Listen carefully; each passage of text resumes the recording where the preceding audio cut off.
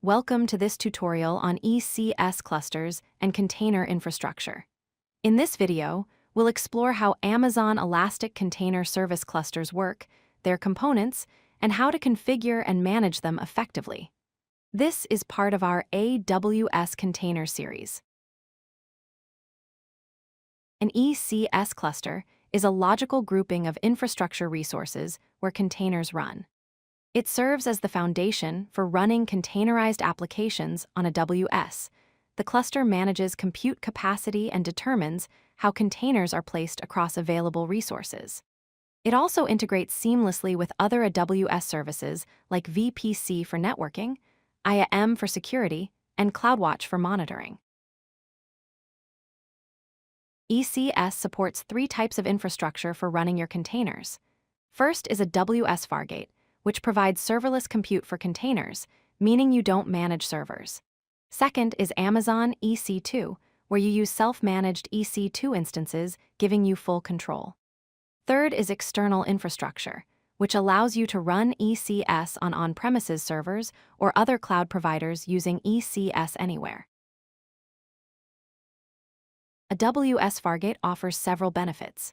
You don't need to manage any servers. You pay only for the resources your containers actually use. Each task runs with built-in isolation for security, and scaling happens automatically. Fargate is ideal for microservices applications, batch processing jobs, CI/CD pipeline workloads, and web applications where you want to focus on your code rather than infrastructure management. Using Amazon EC2 instances gives you full control over your infrastructure.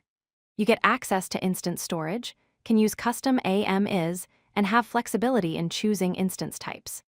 EC2 is best when you need custom configurations, require GPU or specialized hardware, want to optimize costs with reserved instances, or have specific compliance requirements that demand greater control.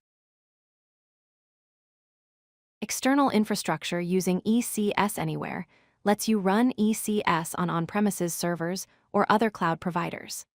This requires the ECS Anywhere agent and Systems Manager agent to be installed.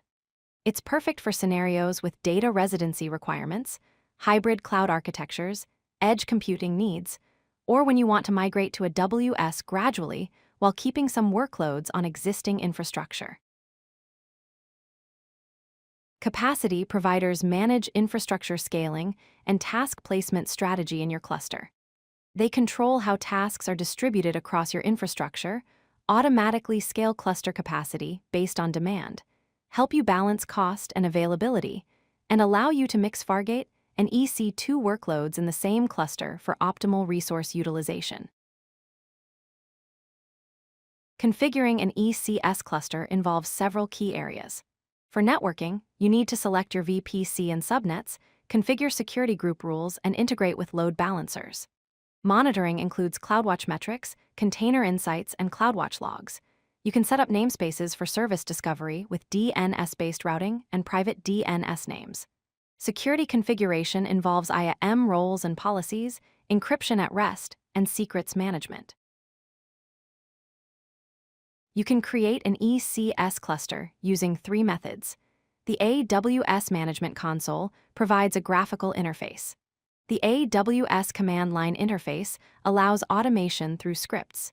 Infrastructure as code tools like Terraform or CloudFormation enable version-controlled deployments. Here's a CLI example. AWS ECS Create Cluster with cluster name myCluster. Capacity providers FARGATE, FARGATE_spot, and default capacity provider strategy with capacity provider equals FARGATE and weight equals 1. ECS offers three task placement strategies. BinPack minimizes the number of instances by filling CPU and memory efficiently, reducing costs. Random places tasks randomly across available instances for simple distribution. Spread distributes tasks evenly across availability zones or instances to maximize availability and fault tolerance. Managing your cluster involves four key areas. For monitoring, track resource utilization, monitor task health status, set up CloudWatch alarms, and enable container insights. Operations include updating capacity providers, modifying cluster settings, managing tags and metadata, and draining and deregistering instances. Security tasks involve reviewing IAM permissions, rotating access credentials, updating security groups, and enabling CloudTrail logging. Cost optimization includes using Fargate Spot for savings, right-sizing task resources, implementing auto-scaling, and removing unused clusters. Follow these best practices for optimal cluster management. Use separate clusters for development, staging, and production environments. Implement tags on all resources for organization and cost tracking. Deploy tasks across multiple availability zones for high availability. Enable auto-scaling by configuring capacity providers for dynamic scaling. Set up comprehensive monitoring and alerting with CloudWatch metrics. Apply the principle of least privilege by granting minimal IAM permissions needed for security. These practices will help you build robust, secure, and cost-effective container infrastructure on AWS. If you like this video, hit that like button and don't forget to subscribe. Visit codelucky.com for more such useful content.